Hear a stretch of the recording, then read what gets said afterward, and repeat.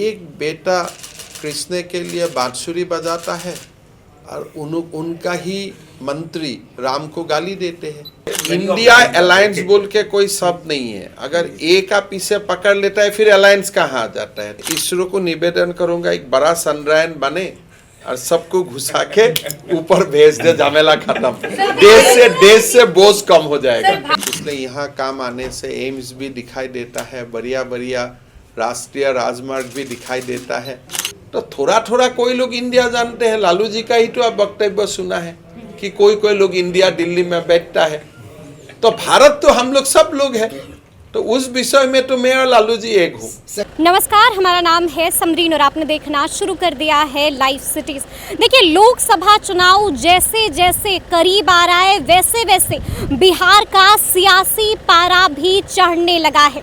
आपको मालूम है कि नालंदा यूनिवर्सिटी द्वारा 2 दिवसीय कार्यक्रम का आयोजन किया गया है और इस कार्यक्रम में शिरकत करने के लिए कई बड़े बड़े दिग्गज नेताओं का बिहार आगमन भी हो रहा है। आपको याद होगा कि बीते दिन पूर्व राष्ट्रपति रामनाथ कोविंद भी बिहार आए थे और आज असम के सीएम हेमंत विश्व शर्मा भी बिहार पहुंचे हैं। आपको बता दें कि वो अभी बीजेपी के दिग्गज नेता ऋतुराज सिन्हा के आवास पर उनसे मुलाकात करने के लिए भी पहुंचे थे, जहां पर हमने भी उनसे कई तरह के सवाल किए हैं। तो जरा सुनिए उन्होंने क्या कुछ कहा है। आप देखिए, जब से ये इंडिया या जो भी फॉर्म हुआ है तो उसका बाद आपको ये दिखाई पड़ेगा कि एक एक करके लोगों ने हिंदू विरोधी बयान देना स्टार्ट किया। शुरुआत किया कांग्रेस का अध्यक्ष मल्लिकार्जुन खड़गे जी ने, फिर उनका बेटा प्रियंक खड़गे ने, फिर आगे जाके उदयनिधि स्टालिन ने, फिर ए राजा ने, फिर उद्धव ठाकरे तक।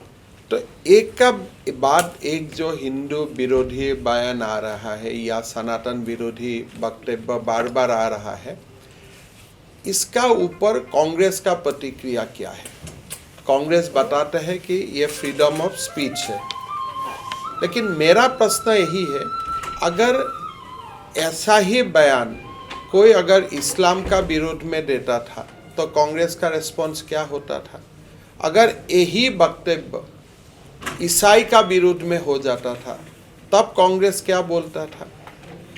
तो आपका जो मानदंड है, अगर किसी ने इस्लाम को विरोध किया आपने उनको बोलता था कि वो कम्युनियल है, अगर ईसाई को विरोध किया आप बोलता था ये कम्युनियल है, उनको जेल जाना चाहिए।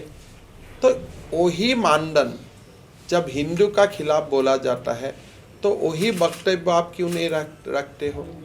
मतलब ये सारे जो काम हो रहा है, ये काम का पीछे राहुल गांधी है, कांग्रेस है, और पूरा ये जो सनातन विरोधी जो गतिविधि है ये कांग्रेस का ब्रेन साइड है। मतलब कि राहुल गांधी पट्टी पढ़ा रहे हैं सबको। ये पूरा राहुल गांधी का डिक्टेशन में ही ये काम हो रहा है, नहीं तो ये संभव ही नहीं है। मल्लिकार्जुन खड़गे तो उठते हैं बैठते हैं राहुल का इशारा में, उनका बेटा भी उठता बैठता है राहुल का इशारा में। ये जो पूरा हिंदू विरोधी घटनाक्रम चल रहा है, इसका जो किंग पिन है, ये किंग पिन राहुल गांधी ही। अच्छा, बिहार आके कैसा लगा? मुख्यमंत्री नीतीश कुमार ने काम किया है, क्या लगा आपको देखकर? देखिए, मैं काम का बारे में तो नहीं बोलना चाहता हूँ, इसलिए यहाँ काम आने से एम्स भी दिखाई देता है, बढ़िया बढ़िया राष्ट्रीय राजमार्ग भी दिखाई देता है। मैंने एयरपोर्ट आया, मोदी जी ने एयरपोर्ट का भी एक्सपांशन शुरू किया है, तो मुझको तो दिखाई नहीं देगा कौन सा काम किसने किया, लेकिन जो भी किया है नीतीश जी तो बीजेपी का गोद में ही था। अगर कुछ हुआ है वो तो बीजेपी का कारण ही हुआ है। फिर से आ जाना चाहिए उनको एनडीए। मतलब अभी वो थक चुका है,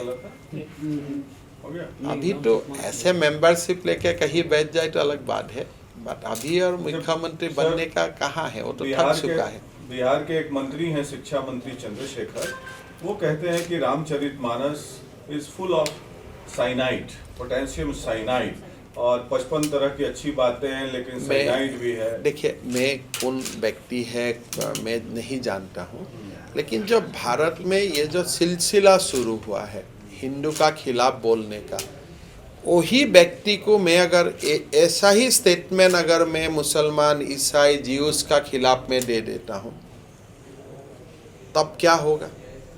तब तो पूरा बवाल बच जाएगा। तो ये अगर आज कोई शिक्षा मंत्री ये बयान दे रहा है, वो कौन सा पार्टी में है? उन पार्टी का लीडर का अनुमति बिना क्या ऐसा बयान हो सकता है? एक बार हो सकता है, दूसरा बार तो नहीं हो सकता है। अभी बीजेपी का 2 सदस्य ने इस्लाम का विरोध वक्तव्य दिया, पार्टी ने तुरंत कार्रवाई किया। इसलिए हम नहीं चाहता हूँ कि कोई धर्म का खिलाफ बयानबाजी हो, व्यक्ति का खिलाफ हो। अभी आप रामचरितमानस का पीछे जाएगा तो आपका इतना आपका उर्वर ब्रेन है कि आप राम को भी क्रिटिसाइज कर सकते हैं, तो आप अपना तो पिता माता को भी आप छोड़ेगा नहीं। तो ऐसा महान व्यक्तित्व को जो पार्टी में रखते हैं, वो पार्टी का मुखिया का बारे में हमें प्रश्न पूछना चाहिए। भारत और लालू यादव हैं तो वही है ना। तो एक बेटा कृष्ण के लिए बांसुरी बजाता है और उनका ही मंत्री राम को गाली देते हैं, तो वही भारत का भविष्य यही लोग बनाएगा, ऐसा उनका सोच है। इशारा तो लालू यादव का ही तो रहता है। नहीं, मेरा तो सीधा बात, देखिए मैं उधर उधर घूमने वाला नहीं हूँ। अगर पार्टी का मुखिया का इजाजत नहीं होगा तो मैं कैसे बोल सकता हूँ? आज क्या मैं इस्लाम का विरोध बोल सकूंगा? आज मैं क्या ईसाई धर्म का खिलाफ बोल सकूंगा? मैं यहाँ बोलूंगा, लिफ्ट नीचे जाऊंगा, मेरा एक्सपल्शन का नोटिस आ जाएगा। ये बीजेपी है। अगर आप हिंदू का खिलाफ आज आप बोलते हो, आपका खिलाफ क्यों एक्शन नहीं होता है? लोग सोचता है हिंदू ऐसा ही है, कुछ कर भी नहीं सकता है। हम हिंदू को गाली दूंगा, फिर बोलूँगा हिंदू में जातिवाद है। क्या इस्लाम में मुसलमान महिलाओं को एक्सप्लॉइट किया जाता है? ऐसा भी तो बात आते हैं कि 4 साल लोगों को 4 साल बीवियों का शादी किया जाते हैं, वो भी तो एक्सप्लॉइटेशन है। क्या आपका सारे जो गड़बड़ी वो खाली हिंदू में ही दिखता है और कोई दूसरा धर्म में आपको नहीं दिखता है?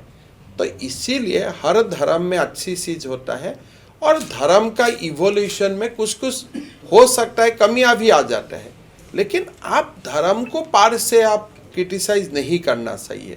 जैसे मैं इस्लाम को क्रिटिसाइज नहीं करता हूँ, मैं ईसाई को क्रिटिसाइज नहीं करता हूँ, मैं चाहता हूँ हिंदू को भी आप क्रिटिसाइज मत करो, तभी देश चल सकते हैं। 2024 में क्या एजेंडा रहेगा बीजेपी का? वो एजेंडा यही है, प्रधानमंत्री जी प्रधानमंत्री बनेगा, राहुल जी सनराइज से मून तक पहुंच जाएगा। एक आखिरी सवाल है मेरा, एक चीज बताएं कि जो इंडिया अलायंस बोल के कोई शब्द नहीं है। अगर ए का पीछे पकड़ लेता है फिर अलायंस कहाँ आ जाता है? तो इंडिया अलायंस का बारे में आप शायद पूछ सकता है।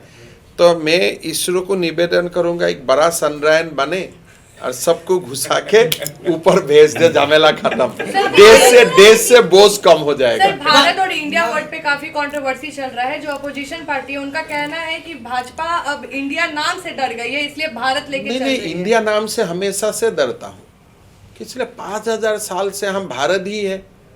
तो इंडिया तो जो लोग फॉरेनर घूमता है वो लोग का नाम इंडिया होता है। हम लोग तो भारत ही जानते हैं। तो बिहार का कौन सा बिहारी इंडिया को जानते हैं? आप बोलिए। हमें तो भारत बोल के ही तो बड़ा हुआ है। तो थोड़ा थोड़ा कोई लोग इंडिया जानते हैं। लालू जी का ही तो आप वक्तव्य सुना है कि कोई लोग इंडिया दिल्ली में बैठता है। तो भारत तो हम लोग सब लोग हैं। तो उस विषय में तो मैं और लालू जी एक हूँ। सर एक सवाल है आपसे। 2 सवाल कीजिए, ठीक है। एक चीज बताएं सर कि जिस तरह से विपक्ष लगातार सनातन पर अटैक कर रहा है, तो आप बताएं सनातन सही है, सत्य है या असत्य है? अगर ये पूरा पृथ्वी में कोई एक ही सत्य है वो सनातन ही है। ये सनातन है जो बोलता है परमात्मा होता है और परमात्मा का सभी संतान आत्मा होता है, जिसमें कोई जात भेद कास्टिज्म कोई धर्म नहीं होता है। ऐसा एक सत्य का ऊपर और क्या सत्य हो सकता है? आप बताइए। इस तरह क्यों बोल रहे हैं? ये लोग बोला ना, वो लोग को संग्रह में जाना है चुनाव का बाद, इसलिए ऐसा बोलता है। त्रिपुरा में जीत हुई है जबरदस्त वाली बीजेपी की, तो क्या ये शुरुआत है एनडीए की जीत की? कहाँ में? त्रिपुरा नहीं, आप एकदम पूरा तो छोड़ दीजिए। मोदी जी का जब चुनाव आता है किसी का कंपेयर नहीं होता है। आप मेरा तो मैं ये मान के सल के रखा हूँ कि 350-400 का बीच में बीजेपी का सीट निकालेगा और मोदी जी प्रधानमंत्री बनेंगे। तो सुना आपने क्या कुछ कह रहे हैं असम के सीएम हेमंत बिश्व शर्मा। उन्होंने साफ साफ लालू प्रसाद यादव पर भी तंज कसा है, शिक्षा मंत्री को भी लेकर कई तरह की बातें बोली हैं और साफ साफ कह दिया है, बड़ी बात कह दी है और तेज प्रताप यादव को भी खूब खरी खोटी सुनाई है। तो अब देखना है कि आगे क्या कुछ होता है, लेकिन इस तरह के तमाम अपडेट्स के लिए ऐसे ही हमारे साथ बने रहिएगा और देखते रहिएगा लाइव सिटी। शुक्रिया।